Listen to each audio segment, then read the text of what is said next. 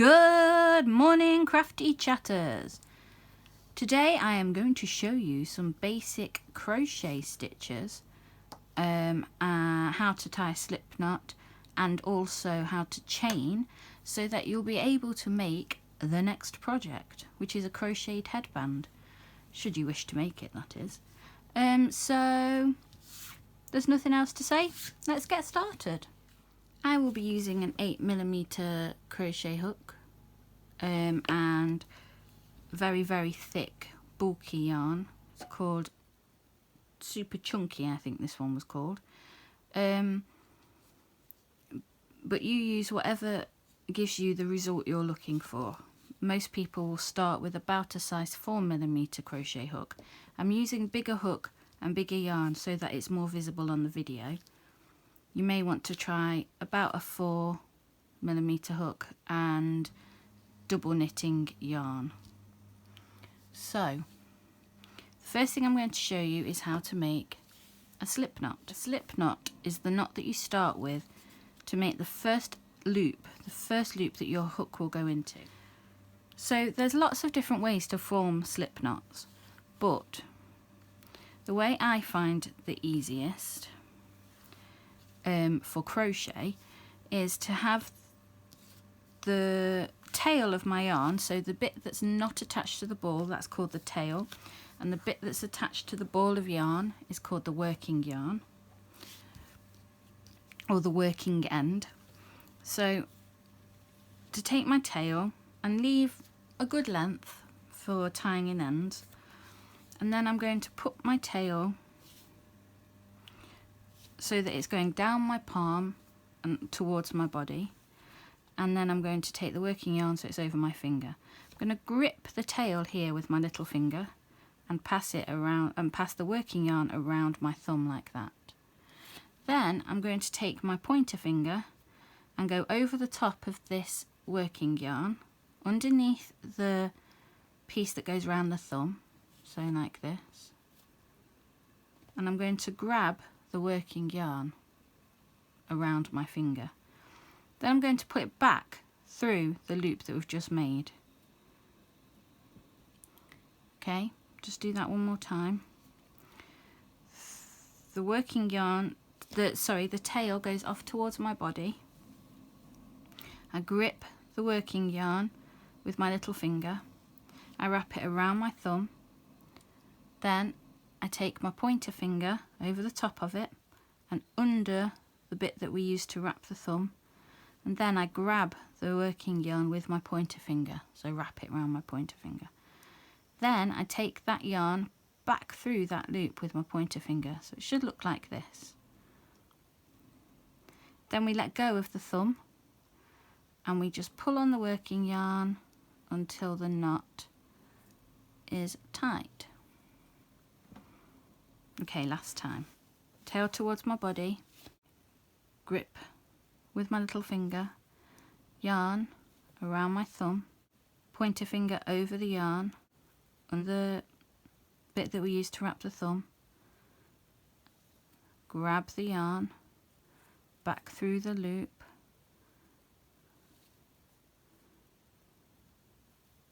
let go with the thumb and pull. So the next way to make a slip knot is to take the tail of your yarn like this and make a big loop. It looks a bit like a number 9, and the tail is coming over the top of the working yarn. Then take the working yarn, take your fingers, and put them underneath through the hole of the 9 like this. Keep your hand on the tail, your right hand on the tail, and with your left hand pick up through this loop the working yarn. Okay, so we'll do that again. I have my tail pointing towards my body, so like this, to make a number 9. It goes over the top of the working yarn. Put my hand on the tail, put my fingers through the back of the loop to the front of the number 9 like this. Then I grab my yarn, my working yarn, and I pull it back through that loop of the number 9. Then I pull on the tail, and there's another way to make a slip knot. The next slip knot is made by taking the tail, passing it across your palm away from you, behind your first and middle finger, and then between your middle finger and your ring finger. Then you take the working yarn and pass that behind your first and middle finger and between your middle finger and your ring finger. Then you take the loop that's nearest your thumb and pass it over the tips of your fingers. And then you pull the tail and the working yarn tight, and there you have another slip knot. For the next slip knot, you need to hold your yarn as though you're about to crochet. Then you put your hook behind your yarn and you make a full twist with your hook. I've slowed this bit down so that you can see what I'm doing, and then I'll tell you what to do next. So then you hold on to the twist on next to the hook and you make a chain. And that produces your slip knot and starts you off with your crochet. Let's do that again. Hook behind the yarn, give it a twist, hold on to the bit where the yarn meets the hook, and hook yarn round hook, and then pull the hook through the loop. So that's how you make your slip knot, and then your crochet hook goes in to your slip knot with from the front to the back, with the working yarn at the top. So this is the working yarn, this is the tail yarn attached here. So the top of the loop is attached to the working yarn, and that's where your hook goes. So that's how you make the slip knot. Now I'm going to show you how to chain. Okay, so once you've made your slip knot and you've got your hook into the loop of the knot like this, we're going to chain. Now I hold my crochet hook this way. There are different ways to hold your crochet hook, and we'll probably go over that another time. But I hold mine like this, as though I'm using my fork at dinner. I eat left-handed. So as though you're using cutlery, either your fork or your knife, I hold my crochet hook like this.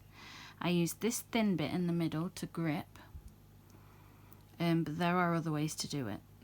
This is the way I do it. So the yarn that's your working yarn, you need it to go, I'm getting pattern glare off my table. You need it to go across your palm like this. So the working yarn is attached to the ball. It goes across your palm like that, and I grip with my little finger. Then I pull over my first finger like this from behind.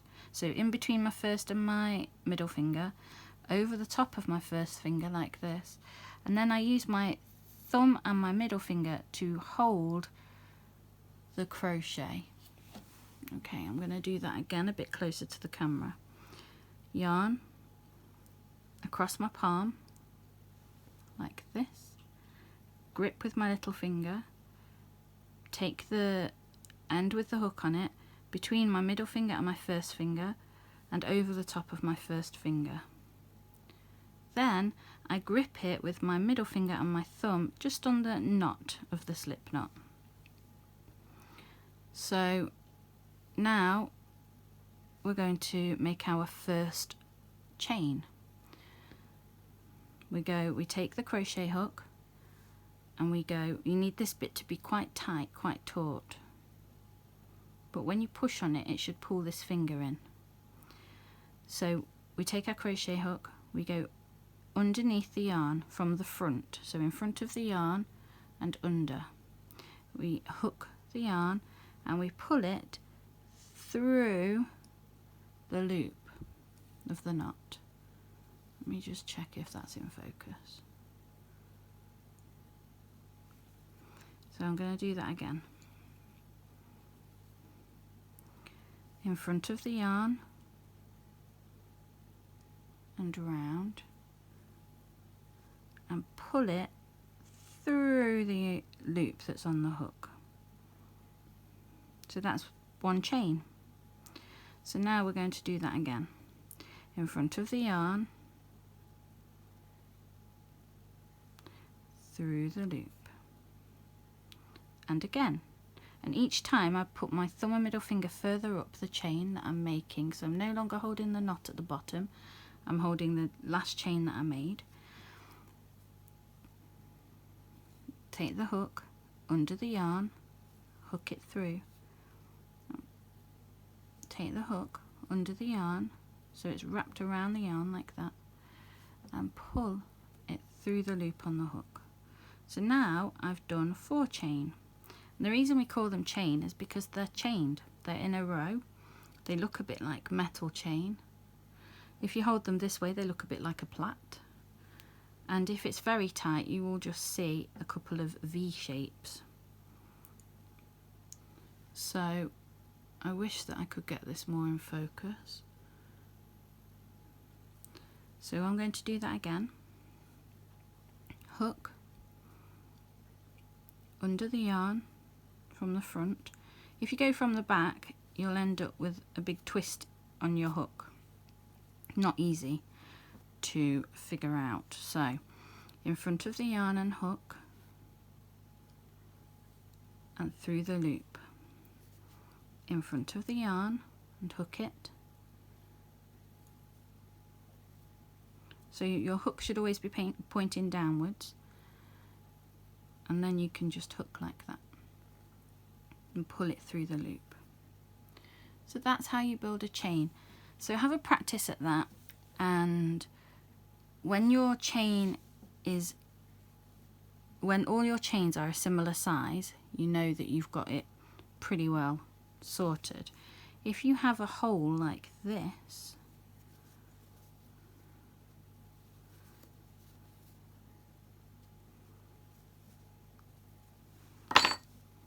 so can you see I have really neat chain here, and then a big hole, and then some more neat chain.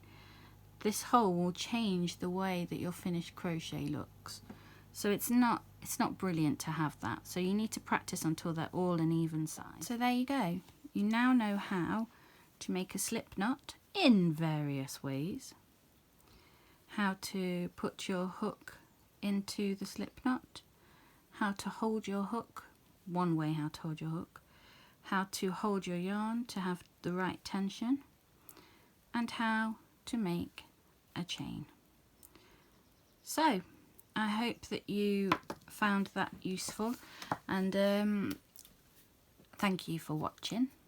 Hello to Grace and Alex who requested this video, and I will see you in the next one where I show you how to make a headband.